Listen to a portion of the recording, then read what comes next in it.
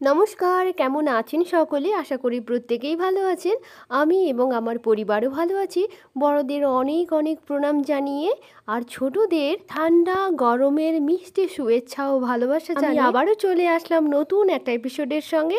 Routine এই শব্দটা আমি অনেকটাই ভালোবাসি, তবে আমার জীবনের ক্ষেত্রে কখনোই তা হয়ে ওঠে না। হয়ে ওঠে যখনই আমি একজন দায়িত্বশীল মানুষ হয়ে উঠি। কোনো সময় আমার ছেলের ক্ষেত্রে, আমার পরিবারের ক্ষেত্রে এবং আত্মীয় স্বজনদের ক্ষেত্রে। শুধু আসতে পারি না সময় করে তোমাদের জন্য, একদিন, দুদিন, এক সপ্তাহ, 10 দিন, 14 দিন, কিছুতেই পারি না। যতই ভাবি যে একদিন দুদিন ছাড়া ছাড়া করে নতুন নতুন ভিডিও আপডেট করবো, সত্যিই আমি পারি না ওই রুটিনটা ফলো করতে। আজ দুপুরে পুকুর থেকে ধরা হয়েছিল অনেক ধরনের মাছ, সিলভার কাপ, তেলাপিয়া, রূপচাঁদ বাউ। যখন অল্প মাছ পুকুর থেকে ধরা হয় তখন মাছ হারিয়ে দেয়। আজকে অনেক ধরনের মাছ ছিল আর অনেকগুলো মাছ ছিল, তাই আমি কাটাকুটি করে পরিষ্কার করে ধুয়ে রেখে দিয়েছি। আর যতদিন শীত না যাচ্ছে ওই প্রক্রিয়াটি আমাদের বাড়িতে চলতেই থাকে। গয়নাবটিটা দেওয়া আমার কাছে একটা আনন্দের বিষয়। এই আনন্দ আমি কাউকে বলে বোঝাতে পারবো না। আমি এই বাড়ি এসে এই মায়ের কাছ থেকেই শিখেছি। মা বড়ি দিচ্ছে তাই আমি ক্যামেরাটা করছি, আর আমি যখন গয়না বড়িটা দিই, গয়নাটা ধরার কথা আমি কাউকে বলি না, লজ্জা করে। তাই মাঝে মধ্যে আমার ছেলে করে দেয়, তবে ছুটির দিন দেখে। একটা স্ট্যান্ড আছে, অত কাছ থেকে তোলা যায়। এই বছর বিউলির ডালটা কিছু আমার বাগানেও হয়েছিল আর কিছুটা বাজার থেকে নিয়ে আসা হয়েছিল। তবে বাগানের বিউলির ডালের গয়না বড়িটা ভীষণ ভালো লাগে খেতে। বাড়ির ডাল আর বাজারের ডাল তারতম্য তো একটু থাকবেই। এবার আমার ভিডিওটা দেখে বলো তো প্রায় কটা নাগাদ বাজে? 10টা থেকে 10টা 15-এর মধ্যে আমাদের বাড়িতে আসে পেপার। ওই পেপার কাকুকে বললাম একটু পোস্ট দিতে। এগুলো রোদ্দুরে বসেই দেওয়া হয়েছিল যাতে আরো ভালো করে বড়িগুলো রোদ্দুর পোহাতে পারে। মা বললো ওগুলোকে ছাদে তুলে দিয়ে আসতে।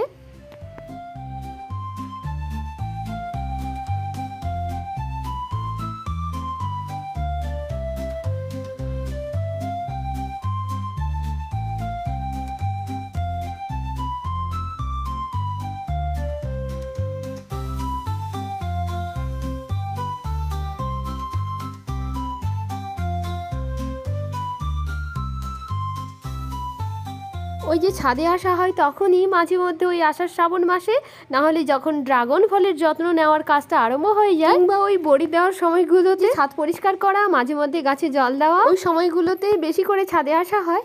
দেখি কি চিনতে পারছো? এই বছর আমি প্রথম লাগিয়েছিলাম রসালো। খাওয়ার থেকে দেখতে বেশি আনন্দ পাচ্ছি আমি এই কারণে, কাজটা আমি নিজের হাতে সম্পন্ন করেছিলাম। এই বছরে হলুদ তোলা হয়েছে। সারা বছরের জন্য আমাদের সংসারে যতটুকু হলুদের প্রয়োজন হয় বাজার থেকে আনা হয় খুব সামান্য পরিমাণ। বাজার থেকে হলুদ আনার কোনো প্রয়োজন থাকতো না যদি না নতুন চারার জন্য আবার হলুদগুলো রেখে দেওয়া হয়। এই হলুদগুলো খুব অল্প যত্নেই আমাদের মাটিতে খুব ভালো হয়, যা আমাদের সংসার খরচও হয়ে যায়। আবার সামনের বছর হলুদগুলো থেকে আমি কিছুটা পরিমাণ রেখে দিই নতুন চারা। সংসারের কাজ শেষ বলে কিছু হয় না। যেমন ধরো ছোট একটা অনুষ্ঠান হচ্ছে, অনুষ্ঠানের আগে এক ধরনের কাজ থাকে, আবার অনুষ্ঠানের পরে থাকে আর এক ধরনের কাজ। অনুষ্ঠানের পরে এই যে ধোয়াধুয়ি কাচাকুচি থাকে, অনুষ্ঠানের পরে পরেই থাকছে বেশ কয়েকদিন যাবত এই ধরনের কাজ।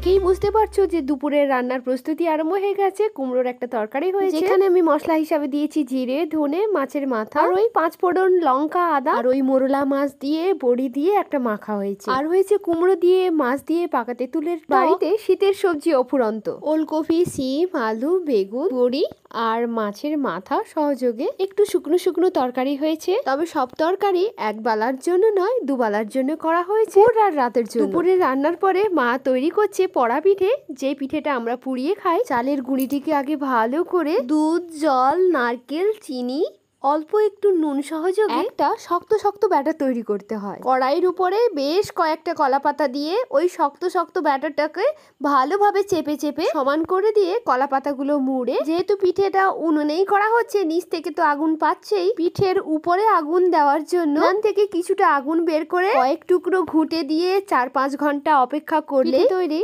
রাতে খাওয়া হয়েছিল পিঠে, আর ওই দুপুরের কয়েকটা তরকারি ছিল। একটা দিন শেষ করে আরেকটা দিনের সকাল আমি শুরু করলাম। সকাল থেকে সন্ধে আমি একটা রুটিনের মধ্যে দিয়ে যেতে ভালোবাসি। সকালবেলা আমার ঘরের কাজকর্মগুলো শেষ করে, ঠাকুরের পুজো শেষ করে ছেলের কাছে একটু আসি। ছেলেকে কখনো ওর বাবা পড়ায়, কখনো ঠাম, কখনো তারপর ছেলেকে স্কুলে পাঠিয়ে দিয়ে দুপুরে কি কি রান্না হবে মা একটু আমায় বলে দেয়। ছেলে স্কুলে যাওয়ার পরে আমার দুপুরের রান্নার আগে আমি একটু চলে আসি বাগানে। একদম বাগানের টাটকা সবজি নিয়ে গিয়ে আমি রান্না করতে বসি।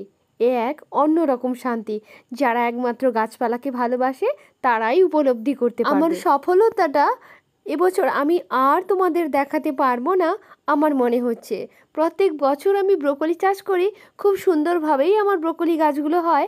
এবছর কিন্তু আমি অনেক দেরি করে ফেলেছি ব্রোকলি গাছগুলো লাগাতে। আর তো অন্যান্য ফসল তোমরা দেখতেই পাচ্ছ, খুব ভালোভাবে না হলেও আর ওষুধ কম প্রয়োগ করে মোটামুটি আমার বাড়ির জন্য যথেষ্ট হয়ে যায়। কুমড়ো গাছ, আলু গাছ, বিনস, ফুলকপি, ওলকপি, বাঁধাকপি, টমেটো, লঙ্কা, বেগুন, মূলো, পালং শাক, ধনেপাতা, কি নেই বলুন তো আমার বাগানে।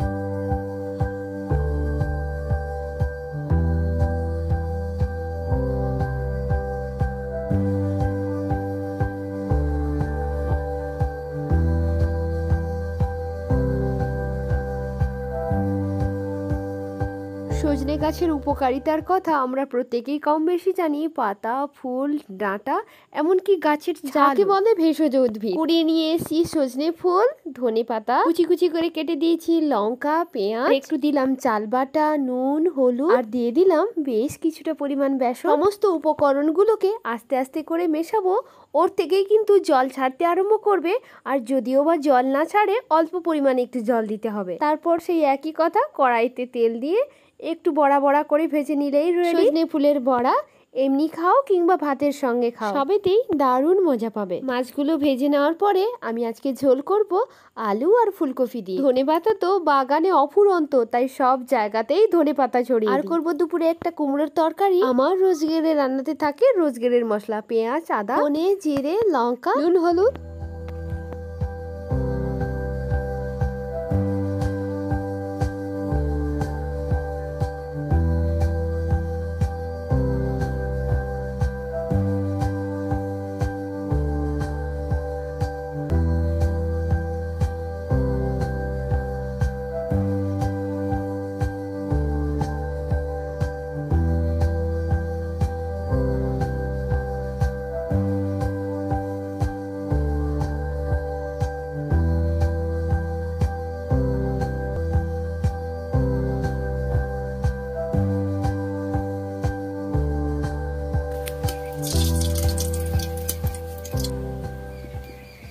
আমার একটা ব্যক্তিগত মতামত আছে, এটা হলো আমার বাড়ি থেকে কোনো আত্মীয় যদি বাড়ি যায় কিংবা আমরা যদি কোনো আত্মীয় বাড়িতে যাই, রান্না করে দিতে কিংবা রান্না করা খাবার নিয়ে যেতে বেশি পছন্দ করি। সঙ্গে বাজারের খাবার তো থাকে, করছি ঘুগনি আর গুড় পিঠে। যদিও বা আহামরি কিছু নয়, তবু আমার ভালো লাগে। বাবা মাকে তো অনেক অনেক ভালো রাখবো, ভালোবাসবো, সেই সঙ্গে নিজেরাও ভালো থাকবো, অপরকে ভালো রাখতে চেষ্টা করব, সুন্দর মনের মানুষ হতে চেষ্টা করব। Thank you and God bless you.